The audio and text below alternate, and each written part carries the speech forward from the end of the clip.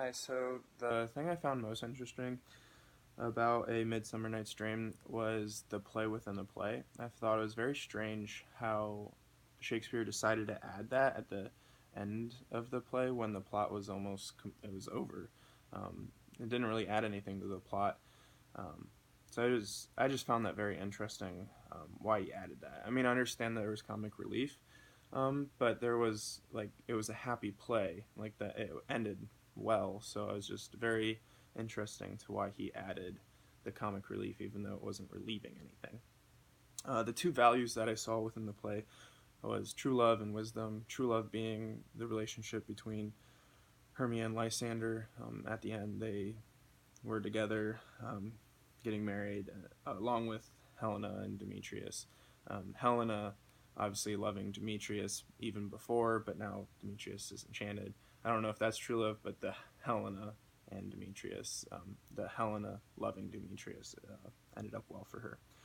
As far as wisdom goes, the character of Nick Bottom just encompasses all of the foolishness. I mean, he misuses words and then also has his head replaced by a donkey's head, signifying foolishness. And then also the ending play was just all foolish and somewhat funny.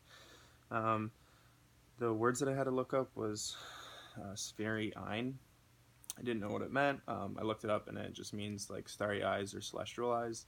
And this was from Helen, and Helen was giving a compliment, kind of a backhanded compliment to um, Hermia, and it was like a jealous, respectful tone, um, and that just helped me understand their relationship a little bit better.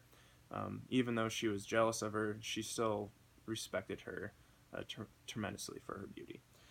Um, as far as women and men differences depicted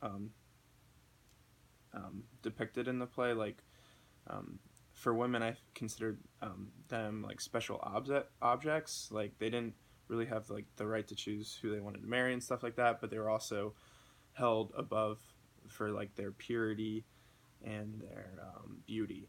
Whereas men were portrayed as like in charge. The masculine figures were um, in charge and like knew what was going on and decided what was going on, leadership roles. Um, and I think that was pretty standard for the type of plays at this time. As far for as number five, I think the audience would have a really tough time trying to wrap their head around these beautiful characters, but it's being portrayed as, or it's being played as a man is playing that character. I think it would really stress their imagination, maybe a little bit distracting as well. For the two questions I want to leave you with, do you think the play within the plays was a good or bad choice to include, and why? And then also, how do you feel about Helena and Demetrius' love in the end, knowing Demetrius is still enchanted? Thank you.